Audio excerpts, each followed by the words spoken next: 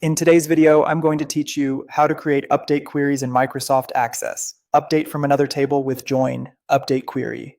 An update query lets you change data in bulk, fast, consistent, and repeatable. Because it modifies records, start by making a quick backup of your database or the table you're going to change. That way, if the results aren't what you expect, you can easily roll back. Open Microsoft Access and load the database you want to work with. On the ribbon, go to the Create tab and choose Query Design. If the Show Table window appears, add the table you want to update. If you plan to pull values from another table, add that table as well. Make sure there's a proper join line between related fields, typically your key fields, so only matching records pair up as intended. Before updating anything, build a simple selection to verify your target rows. In the design grid, add fields that help you confirm you're looking at the correct records. Click Run, the red exclamation mark on the ribbon, to preview the results. Check that the row count and sample values match your expectations.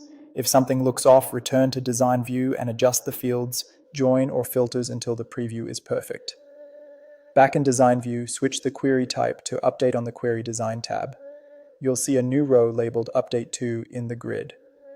This is where you tell Access what the new value should be. You can set a constant value, such as active, or use an expression.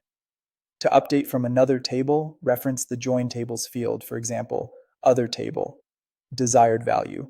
If you need calculations, like increasing a price by 10%, you can write an expression such as price 1.1.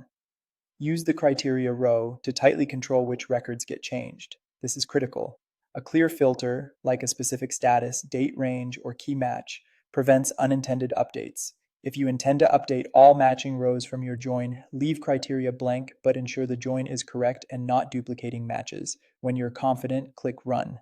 Access will warn you about how many rows will be updated. Read that number carefully. If it's higher or lower than expected, click No, return to Design View, refine your criteria or join, and test again as a select query.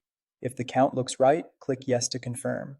Access applies the changes. Save the query with a clear name so you can reuse or audit it later. If nothing updated, revisit your criteria and join, or confirm that your update to expression points to the correct source field.